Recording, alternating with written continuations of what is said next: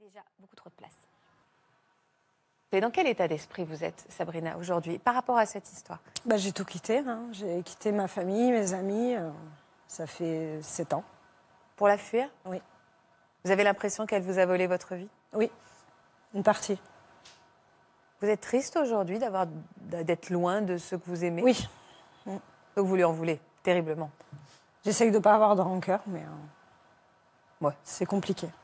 Qui est cette femme? Qui était-elle? L'ex de mon mari. L'ex de votre mari.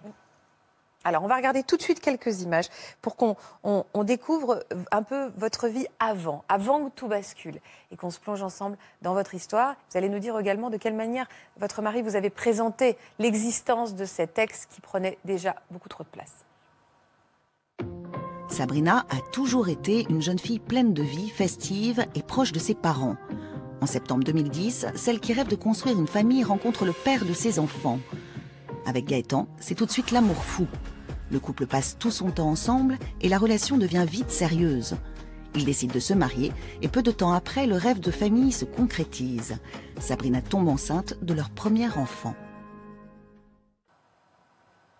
C'est ça qui déclenche tout, cette grossesse, oui. Sabrina? Oui. Quand vous l'avez rencontré, votre époux, il vous avait parlé de cet ex? Oui. Et vous avez dit quoi? Qu'il était entre guillemets harcelé, qu'il recevait des appels, tout ça, mais moi je pensais que c'était de la récupération en fait.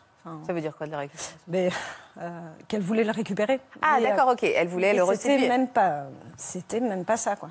C'était même pas pour le récupérer, c'était lui pourrir la vie à lui, au départ. Puis il y a toujours une ex un peu... Oui. Pour vous, c'était pas très grave finalement. Non, il y avait une ex un peu collante. Je m'attendais à des messages. Oui. Je t'aime encore, on se redonne une chance, mais il n'y avait même pas... C'était pas du tout ça. Quoi. Donc vous avez un peu balayé ça d'un revers de main, finalement.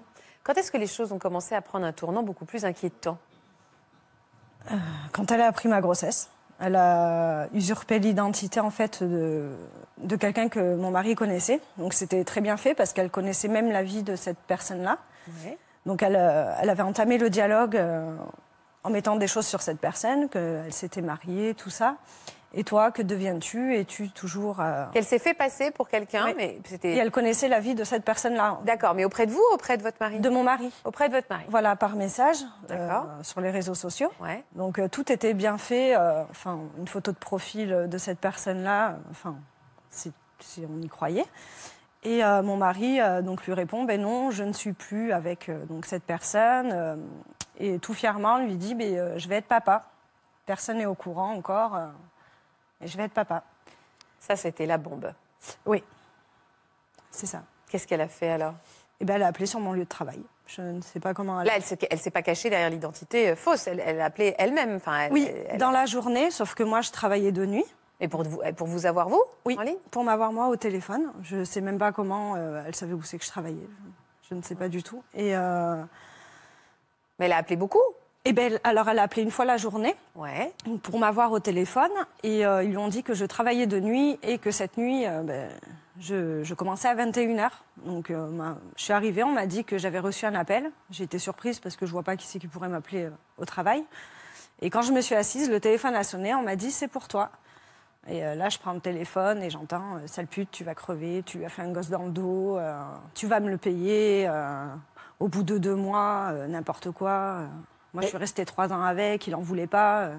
Vous répondez quoi, vous, à ces attaques extrêmement violentes? Au début, je n'ai pas trop compris vous êtes sous choc. Tout de suite. Et du coup, j'ai insulté aussi, j'ai raccroché. Ouais. Et là, le téléphone a ressonné. Elle nous a bloqué les lignes de téléphone, en fait. A appelé... Elle appelait non-stop. Ouais. Et vous répondiez pas, du coup? Non.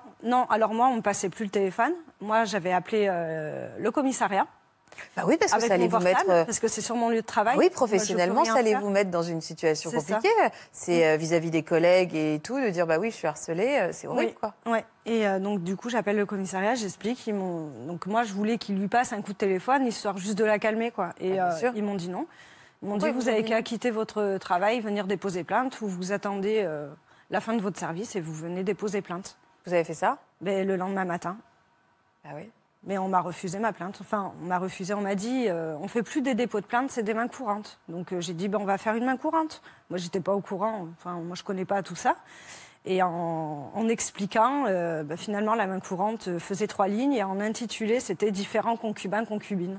Et de là, j'ai dit non. Enfin, c'est pas différent, quoi. C'est pas mon ex, c'est l'ex de mon copain. On n'était pas mariés. Et il me dit oui, mais moi, je vois pas trop quoi mettre, en fait. Donc, il voyait pas quel intitulé mettre. Et comme c'était son ex, c'était pareil. On peut porter plainte pour un harcèlement. Je rappelle, une fois encore, que les officiers de police judiciaire ne sont pas comptables de la plainte que vous déposez. Je veux dire par là qu'ils sont obligés de recevoir les plaintes, quelles qu'elles soient. Ce ne sont pas eux qui décident de la validité de la plainte ou pas, c'est le procureur de la République à qui la plainte est transmise. Donc lorsque vous avez ce genre de difficulté dans un commissariat, vous demandez simplement, si on vous refuse de prendre la plainte, qu'on vous donne le numéro de téléphone du procureur de la République qui est de permanence et vous allez voir, la plainte, elle est prise immédiatement. Voilà. Parce que après, si vous voulez, le problème, c'est qu'une fois que Sabrina se plaint, on va lui dire, mais enfin, c'était pas si grave, vous avez déposé simplement une main courante, vous n'avez pas déposé plainte. Donc finalement, ça se retourne contre les victimes. Et alors, vos collègues, je me demandais comment ils réagissaient, votre patron, vos collègues. Mes collègues, ça les a fait rire, parce qu'en fait, elle l'a gardé un peu au téléphone, donc ça les amusait un petit peu, donc, parce qu'elle dit beaucoup d'âneries, il y a des choses qui ne voulaient rien dire dans ses discours. Donc après, par contre, elles ont dit, on est obligé d'appeler le chef de service, parce que nous, il faut qu'on parte, et nous, on n'était que 2 à travailler la nuit, en fait. Voilà, donc mon chef de service vient. Moi, je ne connaissais pas du tout mon chef de service. Quand j'ai été embauchée 1 an avant, c'était une dame. Et, elle est partie très rapidement, je crois, au bout d'1 mois et demi, 2 mois. Donc moi, je ne le connaissais pas. Étant de nuit, c'est pas pareil que quand on est de jour. On fait partie de l'équipe, mais c'est différent. Donc je ne le connaissais pas. Donc il m'a demandé de relater les faits sur un papier, de ce qui s'est passé, de pourquoi elle téléphonait. De marquer les numéros, parce qu'elle appelait de son fixe et de son portable, de marquer les numéros et qu'il m'attendait demain après-midi, qu'il voulait me voir le lendemain après-midi. Pourquoi il voulait vous voir le lendemain après-midi ? Pour en parler. Ça a eu des conséquences sur votre travail, Sabrina ? Oui, alors je suis passée 2 jours. Moi, ça m'arrangeait de rester de nuit, mais bon, et j'aimais travailler de nuit.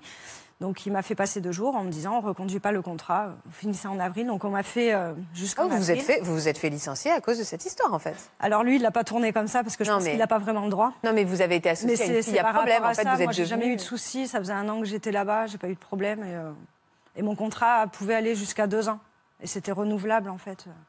Oui, vous êtes devenu un problème, quoi. Oui, vous étiez une fille à problème, on n'avait pas de temps à perdre avec ça. Est-ce qu'elle a tenté, après cette histoire, de rentrer en contact avec des proches ? Ah oui. Ah oui, ma belle-mère. Alors ma belle-mère, oui. Belle-mère ? Enfin, pour mon mari, ça avait commencé en 2009, de toute façon. Donc moi, ça a attaqué en 2011. Mais elle faisait quoi ? Elle appelait, elle insultait ? Ah oui, elle l'insultait. Enfin, ma belle-mère, elle en a pleuré, quoi. Enfin...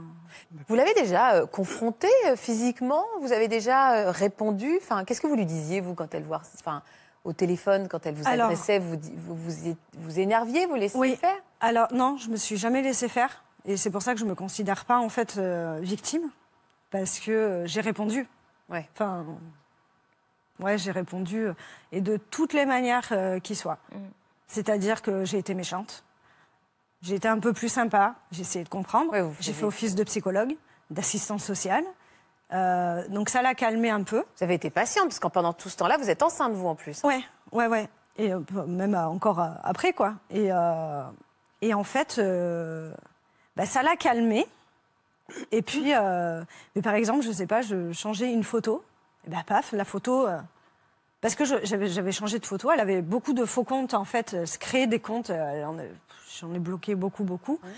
Et donc, elle voyait... et si, par exemple, la photo, je ne sais pas... lui plaisait pas ou la blessait. Par une photo, les insultes reprenaient. Des fois, ça prenait pour rien, quoi. Vous aviez peur ? Elle vous faisait peur ? Est-ce qu'elle vous menaçait ? Alors, à moi, si j'avais pas eu mon fils, non. Après, quand ça a commencé à me menacer par rapport à ma grossesse, tout ça, donc... Mais c'est-à-dire, elle vous a dit quoi ? Elle me disait... Alors, elle disait « on ». On va te tirer par les cheveux, te mettre des coups de pied dans le ventre, tu vas accoucher prématurément. Mais c'est atroce. Oui. C'est d'une violence inouïe. Elle vous a menacé physiquement, mais j'imagine que quand vous sortiez dans la rue, vous aviez toujours un doute de savoir si à un moment, au supermarché, au pressing, à la boulangerie, vous alliez tomber nez à nez avec elle et qu'elle allait vous donner un coup de pied dans le ventre, quoi. Oui, et mais du coup, après, moi, quand je sortais avec mon bébé, quand j'ai accouché, je sortais avec un couteau dans la poussette, en fait. Parce que moi, je ne sais pas de quoi elle est capable, et comme elle menaçait mon fils, Et ça a monté crescendo pendant tout ce temps? C'est-à-dire, donc, il y a eu les menaces, il y a eu les appels malveillants, répétitifs, le harcèlement de vos proches. Mais il y a eu des mails, des courriers dans la boîte aux lettres. Elle venait, elle nous a dégradé les portes d'appartement. Donc, en mettant des insultes, en mettant mon adresse mail sur la boîte aux lettres, sur la porte d'appartement, sur la porte de l'immeuble. Dans quel état il était, votre mari? Comment il réagissait, lui? Il a toujours mieux pris que moi, en fait. Il me disait, elle va se lasser, il faut l'ignorer. Faut ignorer, ça c'est une phrase que j'en ai eu marre d'entendre en fait. Faut ignorer. Parce qu'au bout d'un moment, je veux bien on passe sur certaines choses et après d'autres non quoi. C'est pas possible d'ignorer. C'était quotidien ces agressions verbales Alors les coups de fil, moi il y a des moments je me demandais quand est-ce qu'elle dormait parce que les appels il y en avait autant le matin que la journée, que le soir et que la nuit. Vous êtes mis sur liste rouge à un moment pour essayer oui. À l'époque. Mais par son boulot, elle trouvait quoi. D'ailleurs, elle nous a dit de déménager sur la Lune. C'était le seul endroit où elle ne nous retrouverait pas. Alors attendez, pardon Marc, mais là je ne comprends pas qu'on puisse pas. Cette jeune maman a dû sortir avec un couteau dans sa poussette. Donc on imagine à quel niveau d'angoisse et de stress elle a pu se retrouver. Avant de donner aussi la parole à Christelle, mais on peut rien faire. Donc la loi ne peut rien faire pour arrêter une folle qui vous harcèle à ce point. Mais bien sûr que si. Alors la difficulté, ce qu'il faut essayer de comprendre, c'est que les policiers, ils sont faits en général pour arrêter des choses qui sont flagrantes, qu'on voit dans la rue, des braquages, des cambriolages, des choses qui font que ça bouge. Là, on est dans un huis clos. C'est-à-dire que c'est au sein même de l'intimité, de la vie privée d'une personne ou d'une famille. Et la difficulté qu'ont souvent les services de police là-dessus, c'est la preuve, l'administration de la preuve. Là, dans l'histoire de Sabrina, il y a tout. Il y a les mails, il y a les coups de téléphone, il y a absolument tout ce qu'il faut pour pouvoir effectivement interpeller cette personne et faire en sorte qu'elle soit jugée pour ce comportement. J'ose espérer qu'à un moment donné ou à un autre, ça a fini par se faire quand même. J'ai fait énormément de dépôts de plainte. J'en ai fait 10 ou 11, autant de mains courantes. Elle a eu 3 rappels à la loi. Le 3e, on était présent, on n'a même pas été entendu. Oui, ça, je crois qu'il faut... Et elle s'est pris une tape sur les doigts. C'est pas bien, il ne faut pas recommencer. Et il l'a laissé partir en premier. Et je lui ai dit, mais on aurait dû partir, nous, en premier, parce qu'elle est en bas, elle nous attend. Et j'ai eu le droit, vous savez ce qu'il vous reste à faire. Le commissariat est juste à côté, vous redéposez plainte, j'étais enceinte de 6 mois. Elle nous a suivis. Nous, on était garés au commissariat le matin même. On a déposé une plainte. Mais c'est le seul policier qui a compris. Qui a vraiment compris que ça pouvait aller loin. Le dépôt de plainte était chargé. Vraiment, il y avait les enregistrements téléphoniques. Il a tout retranscrit. On a passé plus de 3 heures à le faire. On l'a déposé le matin même. Et il n'a même pas été lu. Il n'a pas été lu. Et elle s'est pris une tape sur les doigts. J'ai même pas été écoutée. Mon mari non plus. Et elle fait un rappel à la loi pour des appels, pour des messages, pas pour harcèlement, parce qu'à aucun moment ça a parlé d'harcèlement. Et elle a raconté des choses qui se sont passées quand elle était avec mon mari. Et l'autre, il écoutait. Mais vous savez que c'est pas bien les appels, il faut pas recommencer. Oui, j'ai compris. En versant des larmes. Et très manipulatrice. Et même moi, si elle racontait les choses, je gobais son histoire. Parce que c'est moi la mégère. En fait, pour comprendre, lorsque une plainte est déposée, elle est transmise au procureur de la République, qui lui a ce qu'on appelle l'opportunité des poursuites. C'est-à-dire que c'est le procureur de la République qui décide s'il va faire comparaître une personne devant un tribunal pour être jugé, ou s'il prend ou il classe la procédure, c'est-à-dire qu'il considère qu'il n'y a pas d'infraction, ou alors il prend une mesure alternative aux poursuites. Et c'est ce qui va se passer à 3 reprises, qui est complètement le contraire de l'esprit de cette loi. L'esprit de cette loi, c'est de dire, vous commettez une infraction, vous n'avez jamais fait parler de vous, une fois, on vous dit, attention, il ne faut pas recommencer. C'est ce qu'on appelle le rappel à la loi. Mais une fois qu'il y a eu, si je puis dire, un rappel à la loi et qu'il y a réitération des faits, ça veut bien dire que le rappel à la loi, il n'est pas fait pour ce cas de figure-là et qu'il faut que cette personne comparaisse devant un tribunal. Votre dossier, il a vraiment été extrêmement maltraité, et j'ose le mot. Hein. Elle a toujours tout reconnu. Elle n'a jamais nié, par contre. Ben, elle ne peut pas. En fait, il y avait tellement d'éléments.